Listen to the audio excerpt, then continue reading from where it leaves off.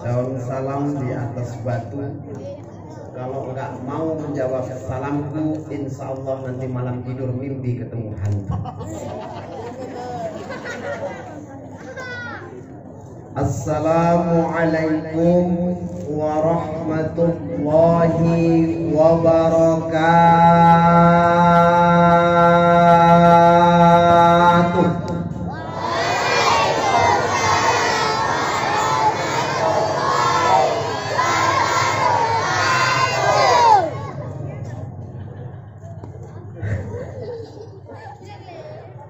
Alhamdulillahilladzi anzala sakinatu qulubil mu'minin wal mu'minat wal muslimin wal muslimat liyazdadu imanihim. Ashhadu an la ilaha illallah wahdahu la syarika lah, lahut thawabul ghaffar, wa ashhadu anna Muhammadan abduhu wa rasuluhun nabiyul mu'tabar. Allahumma salli wa sallim wa barik ala sayyidina Muhammad wa ala alihi wa sahbihi rasulillahi ajma'in, amma ba'd. Yang kita hormati Bapak Kepala Desa, Bapak PKM, para tokoh agama, tokoh masyarakat, muallim dan muallimah, puan haji dan puan hajah, wabil khusus kepada saudara kita Ustadz Sulaiman, Ketua Mimbar Sergi, dan para ustadz yang berhadir pada kesempatan malam hari ini. Yang pertama tadi Ustadz India yang sudah menyampaikan tausiahnya berapi-api. Sebabnya dia dikatakan atau disebut Ustadz India karena dia pandai nyanyi lagu India. Tapi namun demikian aku pun gak kalah dengan Ustadz India. Tadi aku diajari sama Ustadz Rifai, aku pandai ngomong India. Kalau orang mati itu kata Ustadz Rifai, wis ajali. Kalau ada anak-anak hilang ketemu lagi, lakai cai. Ustadz Rifai yang ajari. Kemudian yang kedua Ustadz Muhammad Nur Rifai atau disebut Ustadz Kabir. Kalau di Perbaungan beliau ini terkenal dengan panggilan Ustadz Alianmu.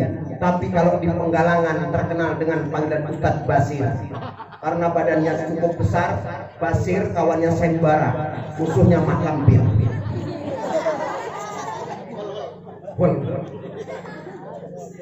Kemudian yang ketiga yang saya hormatin teman saya Ustadz Ridwan Ismail. Pada malam hari ini sangat bersemangat dia. Apa sebab? Kata dia di Mangga 2 ini sangat banyak antusias mamak-mamaknya. Di samping itu juga banyak pula katanya mbok-mbok janda. Mudah-mudahan mamak-mamak, ibu-ibu yang masih janda segerakan jodohnya diketemukan oleh Allah Subhanahu wa taala. Hadirin wal hadirat rahimakumullah. Di dalam sirah Nabawi Rasulullah Shallallahu Alaihi Wasallam menegaskan kepada kita bahwa ketika Rasulullah itu melaksanakan hijrah dari Makkah ke Madinah, kemudian menyiarkan Islam di sana, lantas ada satu hadis yang sepatutnya dan sepantasnya kita telaah. Apa hadis yang disampaikan oleh Rasulullah SAW? Kata Rasulullah di dalam hadis yang diriwayatkan oleh An-Nasa'i, kullu ummatin dakhalal jannah. Tiap-tiap umatku itu masuk ke dalam surga. Illa man aba, kecuali yang tidak mau. Jadi Bapak Ibu hadirin wal hadirat yang pada malam hari ini hadir ke tempat ini, insya Allah nanti kelak di yaumil akhir dimasukkan ke dalam surganya Allah. Karena apa? Mendatangi majelis-majelis ilmu, mendatangi majelis taklim. Karena faedah kemanfaatan orang yang datang ke majelis taklim ini, dari rumah tiap gerak langkahnya diganjar pahala oleh Allah Subhanahu wa taala. Kemudian ketika dia duduk di majelis taklim tersebut, didoakan oleh para malaikat. Bukan saja malaikat mendoakan Bapak Ibu, tapi ikan-ikan yang berada di lautan mendoakan Bapak Ibu. Maka oleh karena itu bersyukurlah Bapak Ibu malam hari ini bisa hadir ke tempat ini. Meskipun kadang-kadang ketika mau memulai datang ke tempat ini, tak jarang di antara mama-mama yang membomoro, ngurai. Kadang-kadang di rumah terpengaruh kita. Dengan apa? Jualan. Dengan apa? Sinetron. Dengan apa? Lain sebagainya. Tapi ketika Bapak Ibu berada di tempat ini, duduk di tempat ini, mendapat pahala 1000 rakaat sholat sunnah. Bu, kalau ibu sudah mulai agak-agak ngantuk, ada satu amalan dari Ustaz Rifai. Ustaz Rifai ini memang luar biasa. Dia ini banyak amalan-amalan yang diajarkan, terutama amalan dia banyak diajarkan kepada Ustaz Didi. Ustaz Didi ini ahli pengobatan. Kalau ada di antara bapak yang bermasalah saluran-saluran rezekinya, konsultasi sama Ustaz Didi. Dia ahli bekam, ahli ruqyah. Setan aja ketemu sama dia lari. Tapi mak lampir yang gak takut sama Ustaz Didi. Karena apa? Dia gak pernah bisa mengalahkan mak lampir, cuma seri aja kalau datang. Jadi amalan ibu dari Ustaz Rifai supaya ibu amalkan ketika berada di majelis taklim, bapak juga boleh mengamalkan. Supaya mata gak ngantuk, bisa kita konsentrasi memperhatikan, mendengarkan tausiah. Jempol kita ini bacakan selawat. Bacakan selawat 3 kali. Allahumma sholli ala sayyidina Muhammad. Kemudian masukkan ke telak kita. Masukkan ke langit-langit. Bahasa Inggrisnya telak. Baru tempel. Baru tempelkan ke mata ibu bapak masing-masing. Tunggukan 15 menit, insya Allah hilang ngantuknya. Tapi kalau sudah lewat 15 menit, ngantuknya nggak hilang, masukkan jempol ibu ke telak kawannya. Baru tempelkan ke mata sendiri. Ini amalan Ustaz Rifai, benar gaknya tanya sama dia nanti. Aku kan cuma nyampaikan aja. Aku pun belum pernah ngamalkan. Masih kupikir-pikir juga, tapi karena amalan dari Ustaz ya aku sampaikan lah balighu ani walau ayah. Kalau kebenarannya nanti Ustaz telah ginjal. Wow.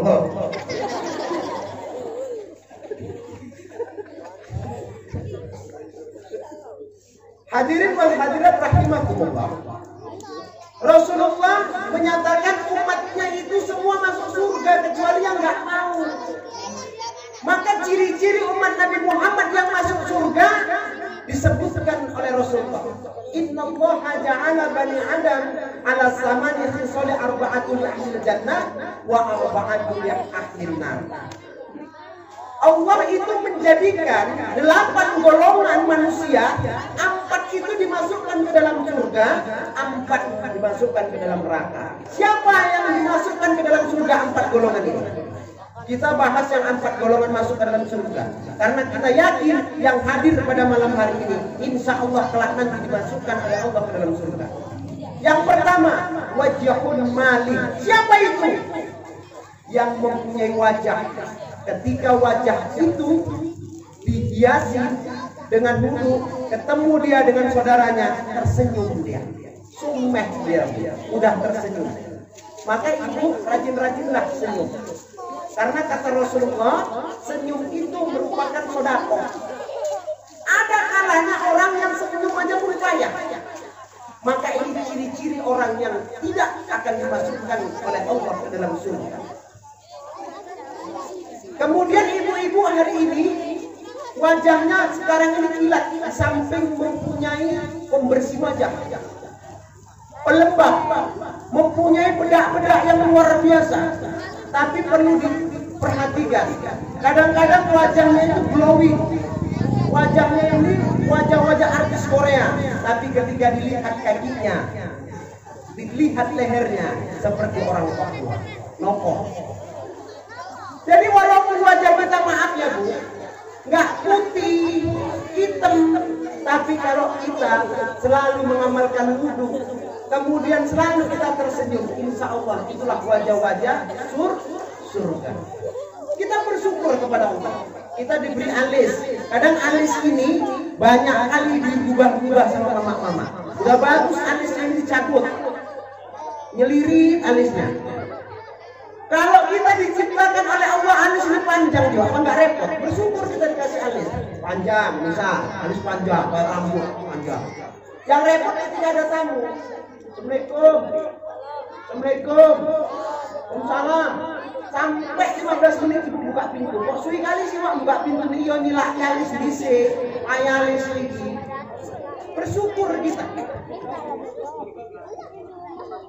Yang pertama wajahun malih. Yang kedua kata Rasulullah, orang yang akan dimasukkan ke dalam surganya Allah, walisanul fasih. Lisan yang selalu mengucapkan kebaikan, zikir kepada Allah, baca Al-Qur'an. Kemudian lisan kita ini untuk mengucapkan yang baik-baik. Hari ini kadang-kadang kita punya lisan kita untuk menggibah orang, untuk membaca kekurangan orang. Kalau bapak-bapak punya lisannya ini dilatih untuk apa? Membaca Al-Quran. Dilatih untuk apa? Untuk azan. Ibu-ibu harus bangga kalau punya suami pandai azan. Karena orang yang pandai azan, orang yang selalu mengumandangkan azan, itu nanti akan dipanggil oleh Allah Subhanahu wa taala dan ditempatkan oleh Allah Subhanahu wa taala di deretan Bilal bin Rabah ketika nanti di padang mahsyar.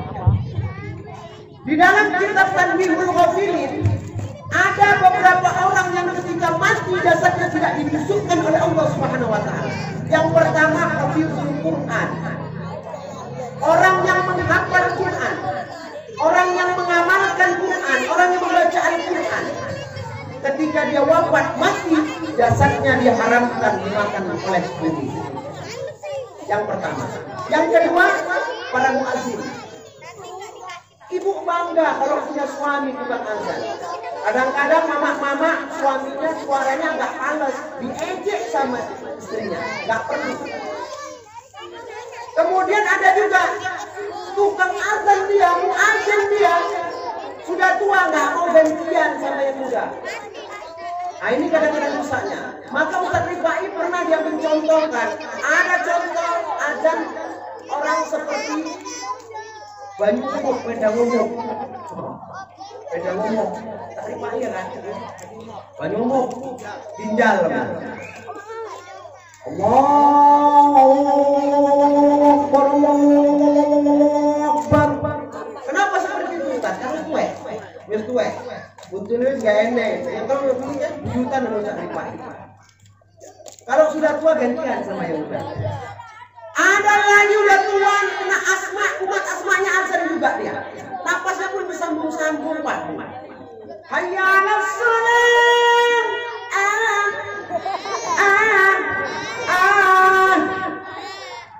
Sambung.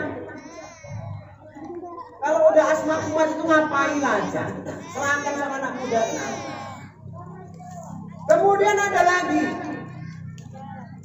ketika dia membaca Al-Quran berselema dia nggak kasih sama anak muda. Wawa itu seumur itu jadi imam, nggak pernah gantian.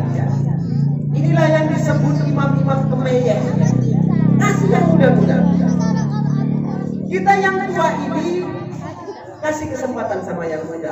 Kalau kita nggak ngalah, kapan yang muda ini mau beraksi? Maka mimbar serge membina anak-anak muda. Untuk apa? Untuk dijadikan imam. Untuk dijadikan apa? Khatib. Karena kami mimbar serge akan membangun kantor. Maka oleh karena itu, bapak ibu yang ingin mendonasikan hartanya di jalan Allah, maka melalui mimbar serge. Karena apa? 1.000 rupiah ibu berikan ke mimbar serge, dibangunkan untuk kantor mimbar serge. Di dalam kantor itu dididiklah anak-anak ini menghafal Quran, membaca Quran, berdakwah. Ketika nanti mereka ini bisa menyampaikan ilmunya, ngalir sama bapak ibu. Jangan sampai Pak, ketika 17-an Agustus mau nanggap keyboard kita, bisa orang 10 nanggap keyboard. Wes aku 200, aku 500, aku 700. Tapi ketika kita mau meninggikan kalimat tauhid, mau membangun agama kita enggan. Kata Ustaz Ikram tadi, ngambil duitnya 1.000 rupiah. Gua lewang kata Ustaz Rifai. Ini. Jadi jangan sampai kita mengatakan aku sebagai umat Nabi Muhammad tadi masih kikir. Orang kikir itu bukan saja manusia benci, kucing nggak suka. Kucing nggak suka. Kenapa? Orang kikir itu ciri-cirinya makannya itu beda dia, menunya menu khusus. Nggak makan nasi dia. Makannya apa? Kacang hijau. Kacang hijau direndam. Sudah direndam, kunyah sama dia, telan. Besok pagi keluar kampung lagi cuci itu aja terus. Ketika dia makan ikan tamban, ditunggui kucing, maka kucingnya sengit sama orang kikir. Biasanya dia dapat kepala ikan gembung atau ikan tamban atau durinya. Kalau orang kikir dasi diperengus Pak, orang berpikir. Maka kalau ada orang makan ikan sombang kepalanya dimakan, orang kikir lah itu. Kemudian yang ketiga kata Rasulullah, orang yang dijamin nanti masuk ke dalam surganya Allah Subhanahu wa taala, apa itu? Sakyun, orang yang suka memberi. Hari ini banyak di antara umat Islam suka menerima daripada memberi. Enggak dapat bantuan BLT, demo kantor kepala desa. Tenang kan Pak Kades? Wah, Pak Kades mandu aja. Aku baru sekali ini kata sambutan kepala desa, ceramah dia mau mantap. Cuman selopnya jadi enggak lah Pak Kades. Tapi suara juga kepala desa ini. Nampaknya kepala desa ini perhatian sama agama. Aku yakin nanti uang banyak dia untuk mimbar sergi. Karena apa? Tangan kiri udah gatel ini. Wah, perasaannya saya ingin gitu. Wah, aku yakin. Ya kalau kepala desa nyumbang ya paling itu 1.000. Kalau 100.000 izin. Udah nggak usah pikirkan kali Pak Kades, seloroh. Nggak usah pikirkan, usahakan aja.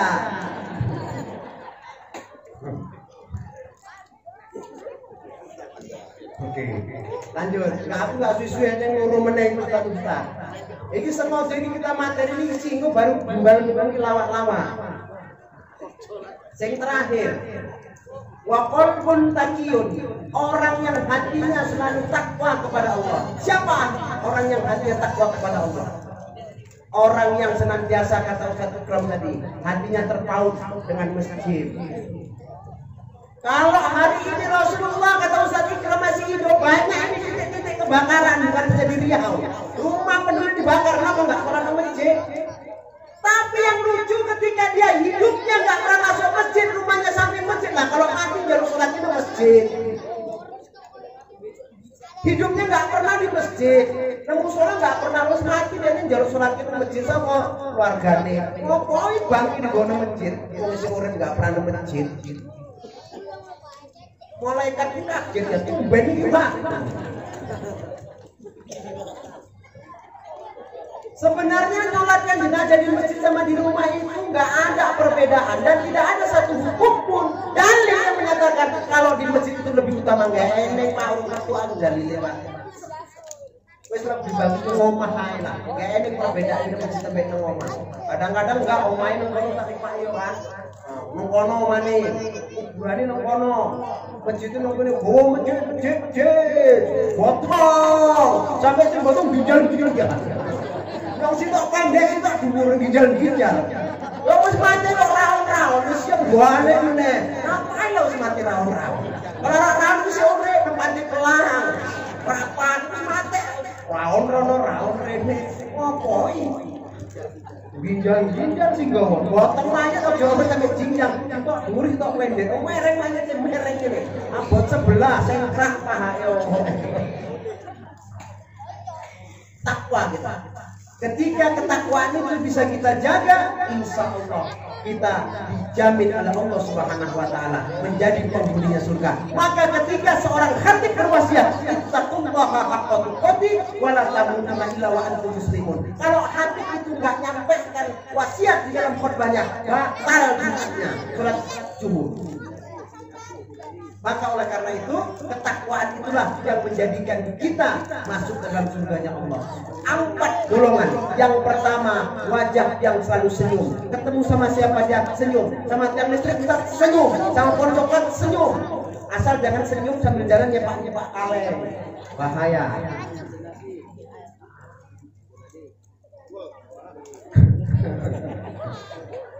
Kemudian yang terakhir, ketika kita mengaku umat Nabi Muhammad, perjuangan Nabi Muhammad SAW menyiarkan Islam luar biasa. Istri Rasulullah yang pertama siapa? Khadijah. Khadijah itu orang yang kaya raya. Tidak ada pada saat itu wanita sekaya Khadijah. Tapi Khadijah rela hartanya didonasikan untuk siar Islam, untuk kemajuan Islam. Jadi Bapak Ibu siap untuk membangun Islam? Mau masuk surga?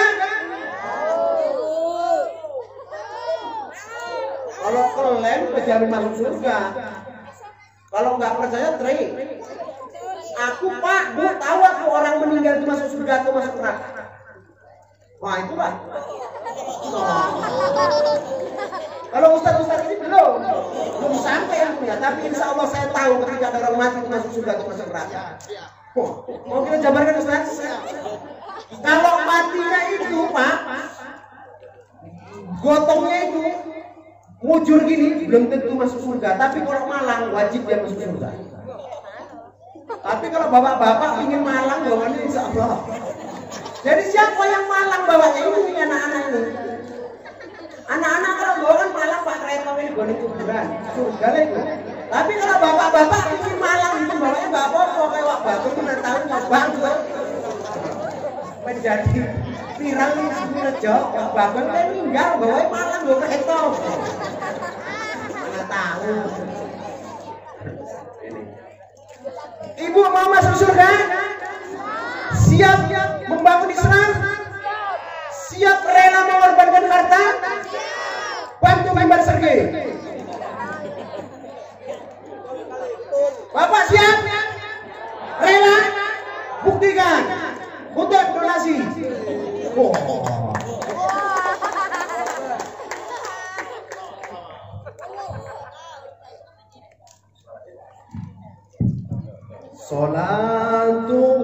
Salatullah salamullah ala Rasulillah.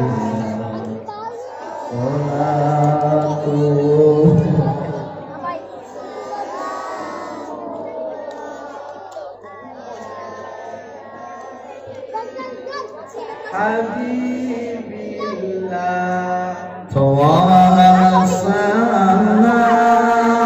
bismillah wa bil hadi rasulillah wa kulli mujahidin lillah bihamil badri ya Allah. Salatullah salamullah ala Rasulillah. Salatullah salamullah ala Yasin Habibillah. Salatullah salamullah ala Taha Rasulillah. Salatullah salamullah ala Yasin Habibillah. Ono kerdus mondar mandir ing rezeki diusir, ing isi rezekine ngalir, sing gak ngisi kanca mak lampir. Salatullah salamullah ala Taha Rasulillah. Salatullah salamullah ala Yasin Habibillah. Ana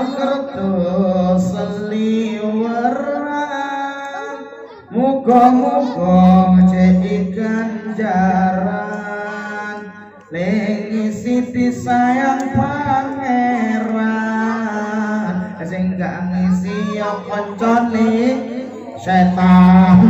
Salatullah salamullah ala taha rasulillah. Salatullah salamullah ala yasin habibillah. Salawatna bismillah wa bil hadi.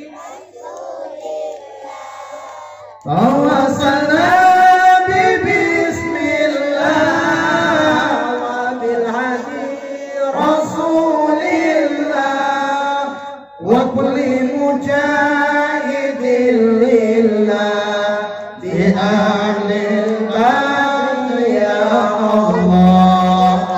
Salatullah salamullah ala toha rasulillah.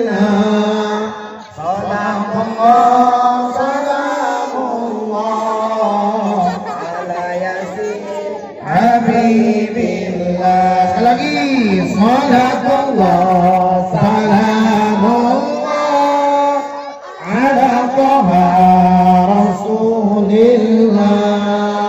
Salatullah salamullah ala yasin habibillah. Ala yasin Alhamdulillah. Ya, mudah-mudahan Bapak Ibu yang telah mendonasikan hartanya di jalan Allah akan tercatat mendapat ganjaran pahala dan mengalir sebagai amal jariah sampai kita nanti tiada. Jadi itu saja yang dapat saya sampaikan, kurang dan lebih mohon maaf. Billahi taufiq wal hidayah. Assalamualaikum warahmatullahi wabarakatuh.